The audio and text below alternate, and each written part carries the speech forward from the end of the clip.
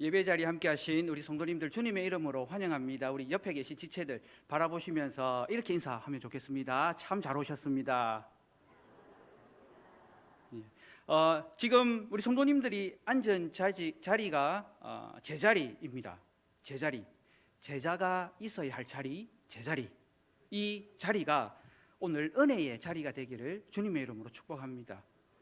세상이 볼 때에 어쩌면 가장 미련한 자리에 앉아 있다고 볼 수가 있습니다. 그러나 살아서나 죽어서나 우리가 그리스도인으로서 받는 유일한 위로는 우리 주 예수 그리스도 안에서 누리는 은혜인 줄 믿습니다. 그 은혜를 함께 누릴 수 있기를 소망합니다.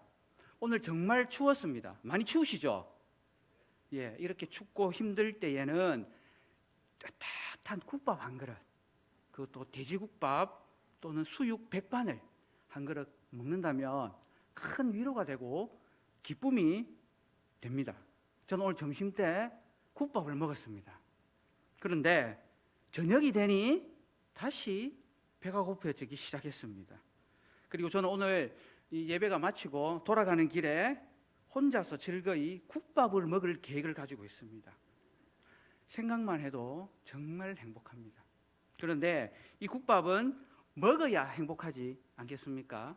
먹기 전까지는 계속해서 배가 고프고 몸이 춥고 으시시한 그런 느낌을 가질 수밖에 없습니다. 참 힘들고 어려운 시대를 살아가고 있습니다. 사람들은 위로받기를 원하는 그런 시대입니다. 그래서 작은 선물에도 감동을 한다고 합니다. 특별히 오늘 힘들고 어려운 군생활 가운데에 휴가를 나온 한 청년이 있습니다.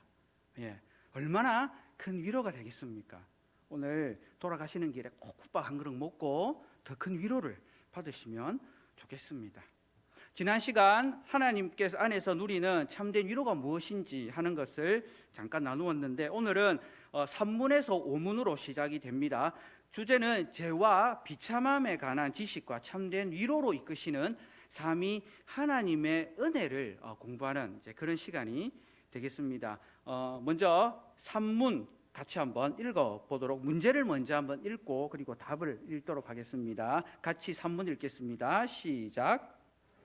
죄와 비참함을 어디에서 압니까? 답. 하나님의 율법에서 나의 죄와 비참함을 알게 됩니다. 산문에서 오문은 먼저 1, 2문의 질문에 대한 해답으로서 하나님의 율법이 우리 자신이 죄인인 것을 알게 하고 그리고 예수 그리스도를 통하여 그 사실을 분명하게 우리가 인식할 때에 우리는 죄인됨을 깨달아 알게 되고 우리 자신은 전적으로 이 사실에 동의할 때에 하나님께서 주시는 참된 위로를 누릴 수 있다 하는 것을 산문에서부터 5절까지 설명을 하고 있습니다. 그러면서 먼저 산문에 이렇게 질문을 합니다. 당신의 죄와 비참함을 어디에서 압니까? 이렇게 질문을 던집니다. 이 질문은 우리 공동체를 향한 질문이기도 하지만 우리 개인 성도님들 각자에게 던지는 질문입니다. 당신의 죄와 비참함을 어디에서 압니까? 이 질문의 목적은 사실은 성부 하나님께서 우리에게 율법을 계시하셨다라는 것을 우리로 하여금 알게 하기 위해서 이 질문을 하고 있는 것입니다. 그리고 그 답은 하나님의 율법에서 나의 죄와 비참함을 안다라고 고백을 하게 됩니다.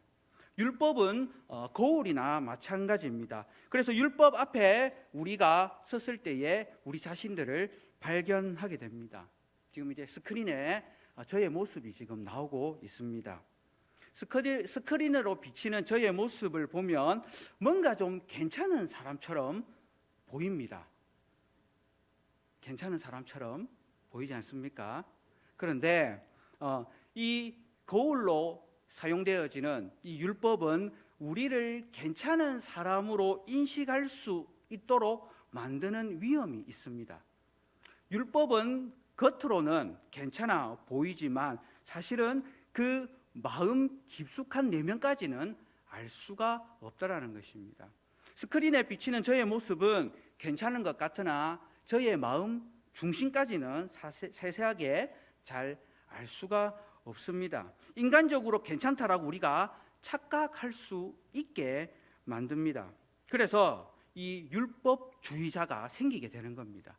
율법만 잘 지키면 하나님 안에서 이 죄와 비참함에서 벗어날 수 있지 않는가라고 인식하고, 그래서 율법주의자가 나오기도 합니다. 그런데 좀 더 하나님께서는 분명하게 말씀을 하시는데, 그것은 율법 앞에 섰을 때에 괜찮은 모습으로 비치기는 하지만 그 중심이 어떠한가를 우리 하나님께서 깊이 보시고 살피신다라는 것입니다. 율법은 우리로 하여금 거울이 되고 우리가 어떤 존재인가 하는 것을 알려줍니다. 우리는 죄인입니다. 안타깝게도 하나님 앞에서 허물과 죄로 죽은 존재들입니다. 그렇다면 죄가 무엇인가 하는 것을 알아야 되고, 그 죄의 결과가 무엇인가 하는 것을 깨달아야 됩니다. 죄의 결과가 바로 이 비참함입니다. 오늘 이 하이델베르그 요리문답 산문에서는 죄가 무엇인지를 알려주고자 하고 있습니다. 죄가 무엇입니까? 에덴 동산에서 하나님의 말씀에 순종하지 않은 것이 바로 이 죄입니다. 첫 번째는 이 죄로 말미암아 하나님과의 관계가 깨어졌다라는 것입니다. 두 번째는 그 죄로 말미암아 비참함을 알게 되었다라는 것입니다. 그리고 세 번째는 이 죄로 말미암아 우리는 하나님 앞에서 숨게 된 그런 상황에 처해 있게 되었다라는 것입니다. 자, 죄라는 것은 바로 창세기 3장에 등장하는 에덴 동산에서 아담과 하와가 하나님 말씀에 순종하지 아니함으로 인해서 쫓겨나게 됩니다. 그게 죄이고 그 결과가 비참함입니다.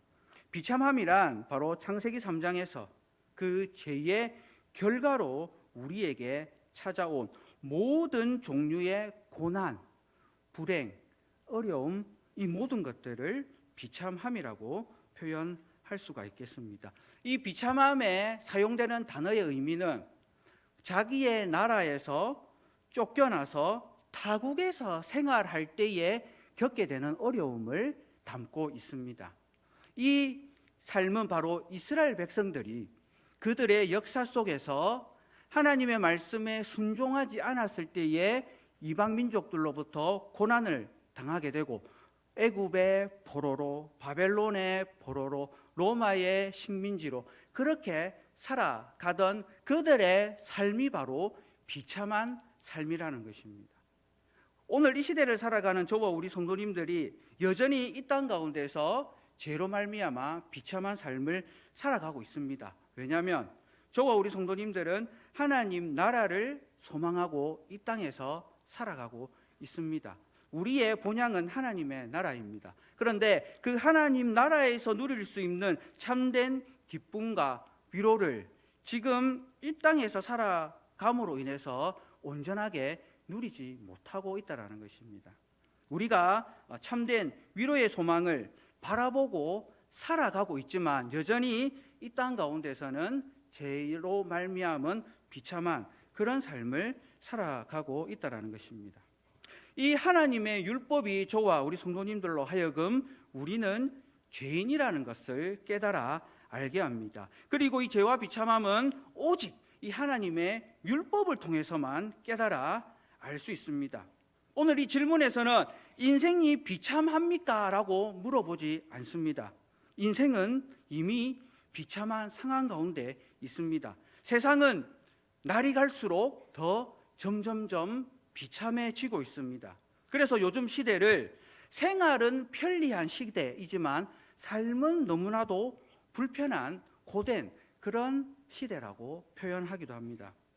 가난의 비참함을 극복하기 위해서 생을 들여 삶을 들여 물질을 모으기 위해서 애쓰고 노력하고, 지식의 부족함을 채우기 위해서 정말로 열심히 공부하고, 건강의 나약함을 극복하기 위해서 운동을 열심히 합니다. 그러나 근본적인 해결책이 되지 못함으로 인해서 매일매일 일상의 삶은 참 힘들고 어려운 그런 삶을 살아가고 있습니다.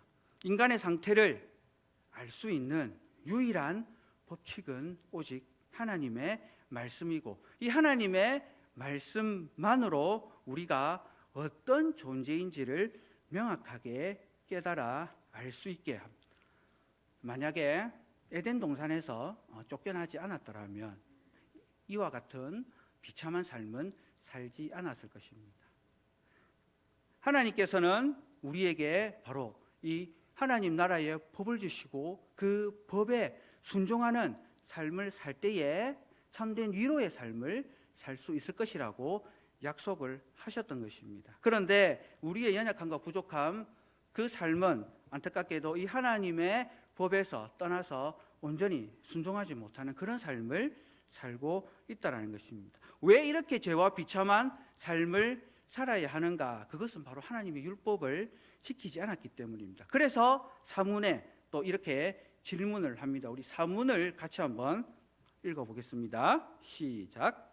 하나님의 율법이 우리에게 요구하는 것이 무엇입니까? 답을 같이 읽도록 하겠습니다. 시작. 마태복음 22장에서 내 마음을 다하고 목숨을 다하고 뜻을 다하여 주 너의 하나님을 사랑하라 하셨으니 이것이 크고 첫째 되는 계명이요 둘째는 그와 같으니 내 이웃을 내 몸과 같이 사랑하라 하셨으니 이 두 계명이 온 율법과 선지자의 강령이니라로 요약하며 가르칩니다. 하나님의 율법이 오늘 마태복음 22장에서 예수님을 통해서 요약하고 있습니다. 바로 성자 하나님께서는 이 율법을 요약해 주셨습니다. 예수님은 하나님을 사랑하고 이웃을 사랑하는 삶이 하나님께서 주신 율법이라고 말씀하고 계신 겁니다. 온 율법과 선지자의 강령이다라는 의미는 온 율법은 모세오경을 의미합니다. 그리고 선지자라는 것은 선지서를 의미합니다. 신약 성경이 기록되기 전이기 때문에 구약 성경의 의미들을 담고 있는 것입니다. 강령이라는 것은 바로 모세오경과 선지서들의 내용을 요약하면은 두 가지로 요약할 수 있다는 것입니다. 이 두 가지가 바로 첫 번째는 하나님을 사랑하는 것이고 두 번째는 이웃을 사랑하는 것입니다. 이스라엘 백성들이 바로 하나님을 사랑하고 이웃을 사랑하는 그 나라가 되어서 축복의 통로가 되면 하나님께서 약속하신 복을 누리게 되고 그들이 받은 그 복을 온 인류에 흘려 보내는 그런 위로자의 삶을 살 수 있었는데 안타깝게도 이스라엘 백성들은 그 은혜를 온전히 누리지 못하게 된 것입니다. 비록 아담이 에덴 동산에서 죄로 말미암아 떠나게 되었지만은 우리 하나님께서는 여전히 자신의 형상으로 지음받은 우리를 사랑하셨습니다.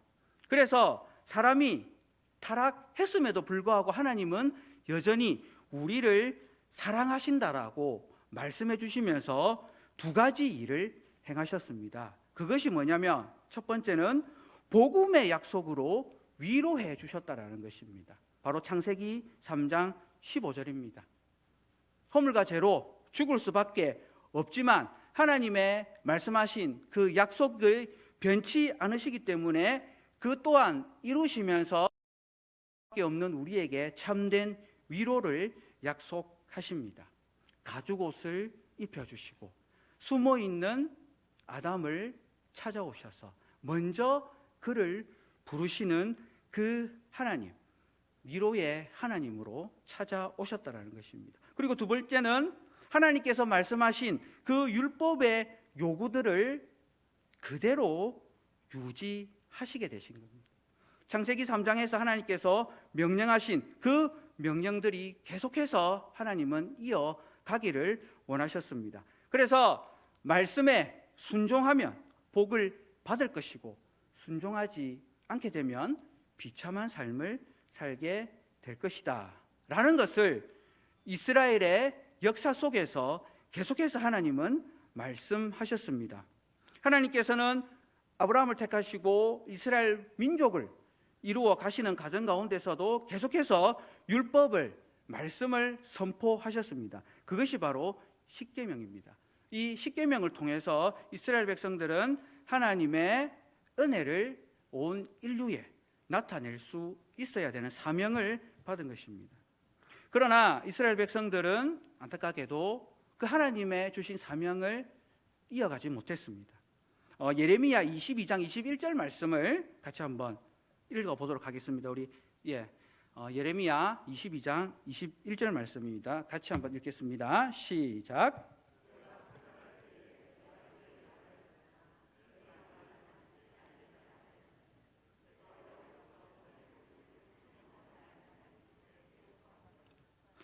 눈물의 선지자 예레미야를 통해서 이스라엘 백성들에게 주신 하나님의 말씀입니다.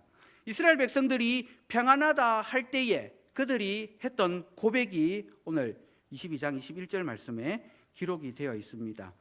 하나님께서 말씀하실 때에 나는 듣지 아니하리라. 내가 어려서부터 내 목소리를 청종하지 아니하는 것이 이스라엘 백성들의 영적인 습관이라고 말씀하실 정도로 하나님은 계속해서 이스라엘 백성들을 포기하지 아니하시고 하나님의 말씀으로 그들이 순종하기를 원하시고 그 순종함으로 말미암아 참된 위로 복된 삶을 살아가기를 원하셨지만 안타깝게도 그들은 하나님의 말씀을 듣는 것을 원하지 않았습니다. 특별히 평안하다라고 그들이 누리고 있을 때에, 평안하다고 그들이 인식하고 있을 그때에 여전히 하나님께서는 말씀을 주셨음에도 불구하고 그들은 그 말씀을 듣지 않았다라는 것입니다. 이렇게 이스라엘 백성들이 하나님의 말씀을 듣지 않고 있을 때에 하나님께서는 직접 이 땅에 오셨습니다. 바로 사람의 몸을 입고 이 땅에 오신 예수님이십니다. 이 예수님께서 이 땅에 오셔서 하나님께서 말씀하신 그 율법을 아주 간단하고 아주 세련되게 요약해 주십니다. 하나님을 사랑하고 이웃을 사랑하며 살아가는 삶이 어떠한 삶인지 예수님께서 직접 모범이 되셔서 보여주셨습니다. 복음서에서 등장하는 이 예수님의 삶은 우리가 이 땅 가운데서 어떻게 하나님만을 온전히 사랑하고 내 이웃을 하나님처럼 섬기며 살아야 하는지를 예수님께서 보여주셨습니다. 그리고 가르쳐 주셨습니다. 그 예수님을 바라보고 찾아온 두 사람이 있습니다. 누가복음 18장, 19장에 보게 되면 돈 많은 관리 청년이 예수님을 찾아옵니다. 그는 예수님께 찾아와서 어떻게 하면 구원의 은혜를 누릴 수 있겠습니까? 라는 질문을 하게 됩니다.